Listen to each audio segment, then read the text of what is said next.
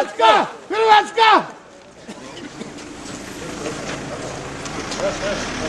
Hrvatska! Hrvatska! Hrvatska! Luka, baza Luka.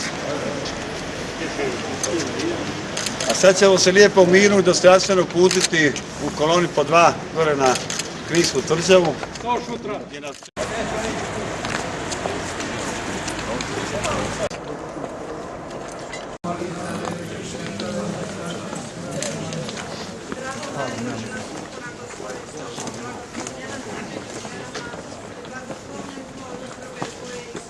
Sveta Marijo, Majko Božja, moli za nas grešnike, sada i na čas smrti naše. Amen. Zdravo Marijo, milosti puna Gospod s tobom, blagoslovljena si među ženama i blagoslovljen plod utrobe tvoje.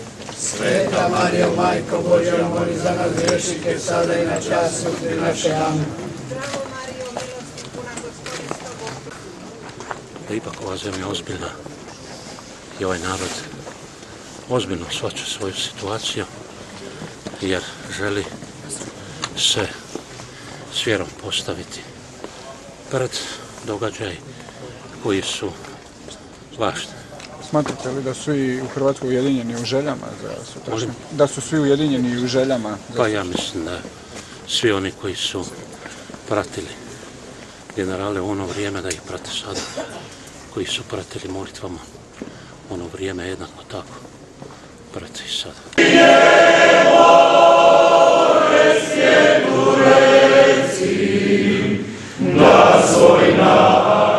U ime nas dvojice hodočasnika i učunaša Domovinskog rata, koji smo hodočasili 90 km, 30 km za svakoga generala iz rodnog mjesta generala Ante Gotovine, uz njega još za Ivana Markača i za Mladena Markača, Ivana Čermaka, uzbuđeni smo danas po 30 km hodočasili. Ja vas molim, prije početka ove svečanosti, da se prisjetimo i svih onih hrabrih i odvažnih sinova koji su žrtvujući svoje živote nama podarili svjetlo slobode i bez njihove žrtve mi danas ne bi bili na našoj velebnoj ponosnoj Kninskoj tvrđavi. Pa vas molim da u minuti tišine odajemo im najdužniju počast.